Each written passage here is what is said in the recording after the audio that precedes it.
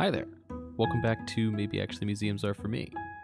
Often on this show we talk about the impact and community efforts that both the arts largely and the museum itself locally play into enacting change, dismantling bias, or confronting tough truths among so much else. A few weeks ago, I was informed of a new program that the museum will be participating in. It's called ArtsRX, and from what I understand, many other organizations are providing this new service as well, sponsored by NJPAC. Essentially, ArtsRX blends healthcare with the arts, offering creative services and solutions to unique healthcare challenges which may need a more physical component to combat and adjust, treatments. I guess in more plain terms, the way that it was described to me is that you could essentially be prescribed art. You could maybe look at it as a form of therapy that institutions like MAM are going to accept with like a doctor's prescription and, provide art lessons or tour opportunities to people who could seemingly use art as a means of positive change or distraction from medical hardships. To help contextualize this a little better and help shine light on the implementation of this new program, the Montclair Art Museum's Assistant Director of Community and Access Programs, Celene Ryan, is here to answer the question, how can art help someone heal? All right, you ready? Sure. Hi, Celene. Hi, Alex. How are you? I'm good. How are you? I'm okay. Thanks for coming on the podcast. I really do appreciate it. Sure. We have something really exciting to talk about, but first, this is your first time on the show, so Yes, it introduce is. yourself to the audience. My name is Celene Ryan, and I'm what is my title?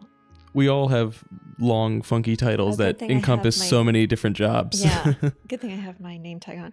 I'm the Assistant Director of Community and Access Programs here at MAM. Mm-hmm. And what does that do? Explain to somebody what, in broad strokes, what the Access Program is. So the Access Program is a bunch of things. Accessibility at the museum is something that we really center on. Take a lot of pride in. Yeah. Yes. So I oversee all of those elements, whether it's like making sure the automatic doors are working or, that there's good signage to the elevator, all of those little things that make the visitor experience better. But we also have a class program through the Art School of Art that is really designed for people with disabilities. So the classes are smaller. We have more support within the classroom so that any sort of accessibility need can be met. Yeah. It's because we want all of our options available to everybody. And it doesn't mean that if you have a disability, you have to take an access class, but it's an option for people who feel like that's the good fit for them. Mm-hmm. Certainly we have people of all abilities taking all of our yard school classes, and all of our instructors are trained to accommodate those students. So yeah, we're very accessible. We are. And, it kind of, not entirely, but, I think I wanted to get an idea of the different range and scope of programs that we offer and, of course, like who we offer them to. But the nucleus of this episode, which I think is really exciting, is this new program that we're partnering with NJPAC on. It's called ArtsRX, and I just wanted to talk to you a little bit about this new initiative because it's really great. But it's amazing. I'll give you the floor. NJPAC is such an amazing organization, and their programming, partnering with them is like partnering. Like arts and wellness. They have a full department that's arts and wellness programming. Yeah. So this is part of that. And we are one of many arts partners. And what it does is it allows people to get a prescription, maybe from a doctor, maybe from a therapist, maybe from a social worker, to come and do something cultural, to, come to a lecture or take a class or do a workshop or just have entrance to the museum and spend some time in our galleries. So it's really accommodates everybody's interests and needs, which is amazing. Absolutely. And, when this first kind of came up in conversation at our all staff meeting a few weeks back, the first thing that jumped to my head is because I'm a cancer survivor. I'm a testicular cancer survivor. And, I was going through it and I, do therapy through Sloan Kettering, and one of the things that I think about often is when I was going through my battle, I would have probably loved to utilize a program like this, to get prescribed an art class. I'm not very artistic, but the meditative kind of sensation of it, or getting comped tickets to a gallery, to be able to get my, whether it's, let's say here, for example, to sit in the George Inness space in that gallery and just really reflect would have been, hugely beneficial to my own personal healing. And, I reference my own story to say that like this program shouldn't feel like a stigma. It's something super accessible and awesome and exciting. And, it's for anybody. It's not just about mental or health or, isolating certain physical healths or what have you. Anybody who's going through anything theoretically should be able to enjoy this program, correct? Yeah. Well, it's really interesting to kind of see over the last, 5 or 10 years, all of the research that's come out about the arts and well-being. Yeah, like art therapy is now like a huge course that, or not even course, but major that people are taking in universities all over the country. The emotional and intellectual kind of impact that just going to a gallery has. Yeah. And spending time with something visual or making something, there's an actual measurable impact on your health. Mm-hmm. So this program is, it's going to give people opportunities to do these things that might have been financial barriers. Yeah. Like it's sort of this open door. And I think people find museums intimidating in some way, or that's that, they feel the like goal of the show is to get that, tear down that reality. But or they won't know what to do, or they won't get it. And I think once they're in the space, they realize that this is actually a great experience for everybody. Yeah, maybe museums actually are for them. Yeah, totally. That's so good. So I think that we're going to see a lot of people. I hope so. Yeah. And at all of these arts organizations, not just MAM, absolutely, but at the theater and for music venues, people who felt like they couldn't afford it or it wasn't something that they know about, kind of getting in and trying it out. Now, how does someone participate in ArtsRX? How does someone go about, contacting NJPAC and getting the ball rolling? NJPAC is this hub. So if you're in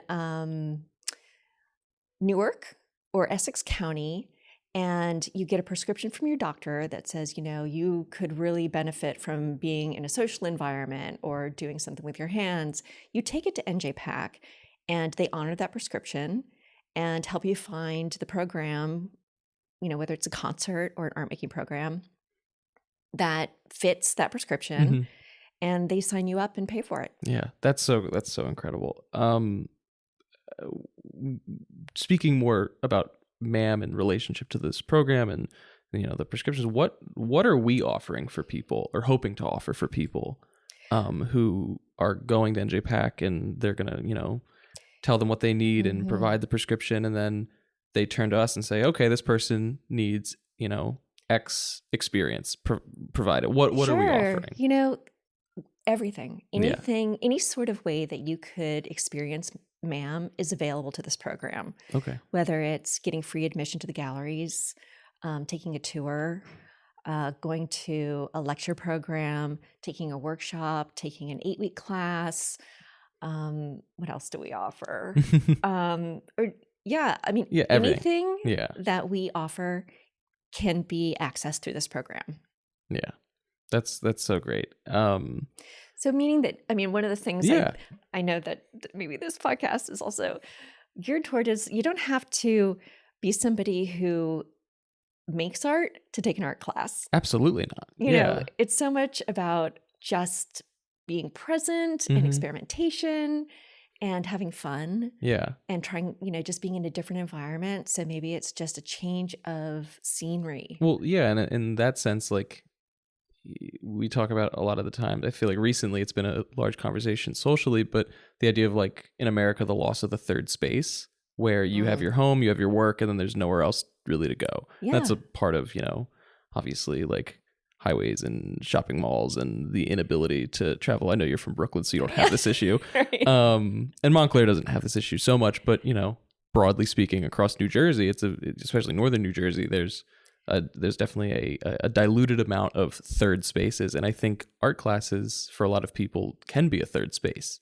Yeah, and we offer a lot of classes, most of our classes, where there's no experience required. Yeah. It really is just about giving it a try, dipping your toe in, seeing if it's for you. Yeah. And a big part of our classes is just being in this environment where all of these people are coming together because they have this one thing in common, and then connecting with people over that thing, Yeah. which is art. Yeah. Connection is really important. And, first, we've kind of blown through my questions. So this is great. Sorry. This is great. No, this is great.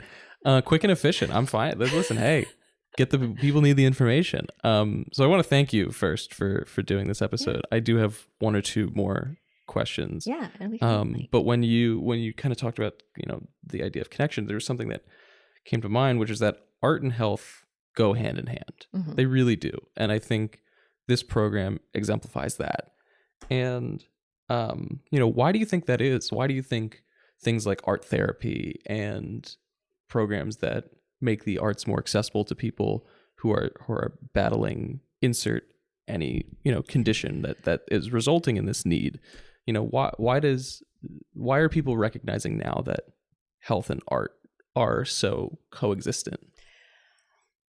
I think it's been something that everybody has intuitively known just from experience. Absolutely. But now there is actual science where they're doing brain scans and, measuring responses to people looking at images, whether in life and fake, and so there's actual data around this. But I think we've always known that doing any sort of process can be really meditative. It puts you into this sort of flow.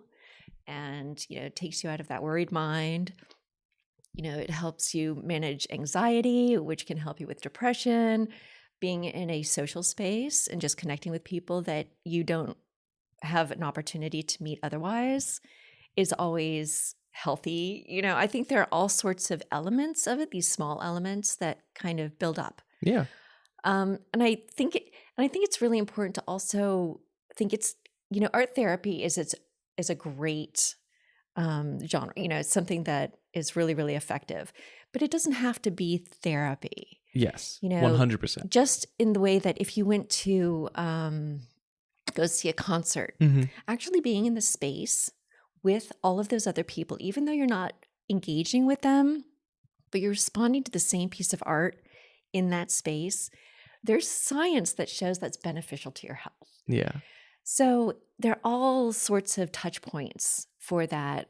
And it all depends on the person, and what they're navigating, whether it's anxiety or whether it's isolation. Yeah. It's all unique to who you are. But there's no doubt that it's always beneficial. So that's, what could be better? I agree. I think that it's a win-win. It is a win-win. I think that was so beautifully said. Yeah. One last question. Mm-hmm. If you were to go to NJPAC with a prescription, what would you want to take?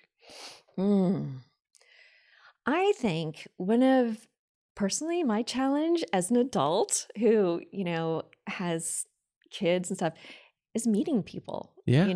I was talking with someone recently. When's the last time I made a new friend?